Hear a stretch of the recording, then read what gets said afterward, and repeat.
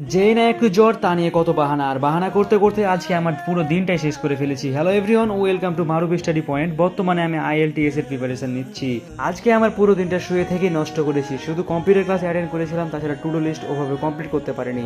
তো বিকালে যখন টু ডু লিস্টের দিকে দেখলাম তো নিজেকে অনেক খারাপ লাগছিল, তাই তো অসুস্থতার মাঝেই পড়তে বসে যাই। এদিকে বারবার পড়া থেকে মনোযোগ হারিয়ে যাচ্ছিল, তাই জন্য পানি খাচ্ছিলাম এবং বাইরে তাকাচ্ছিলাম। কিছুক্ষণ পর পর পড়ায় মনোযোগ দেওয়ার চেষ্টা করছিলাম এবং লাউডলি পড়ছিলাম। এদিকে মাক্কার বই শেষ করার পর যখন টু ডু লিস্টটা হাতে নিই এবং মাক্কারের পড়া হয়েছে এটা দাগাই, তখন নিজের ভিতরে কেমন একটা শান্তি অনুভব করছিলাম।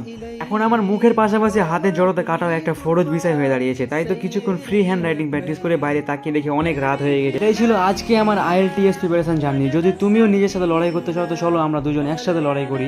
যারা তোমাকে কিংবা আমাকে নিয়ে হাসি ঠাট্টা করছে চলো তাদের আমরা শক্তভাবে দেখিয়ে দিই যে আমরা জীবনে কিছু একটা করতে পারবো, করবো এবং করেই ছাড়বো ইনশাআল্লাহ। আজকে ডে 11, এখানেই পড়া এদিকে টানলাম। আজকে রাত 8টা পর্যন্ত পড়া শেষ করেছি, কারণ আমি শারীরিকভাবে অনেক অসুস্থ। আমার জ্বর অনুভূত হচ্ছে, চোখ দেখতে পাচ্ছেন প্রায় বসে গেছিল।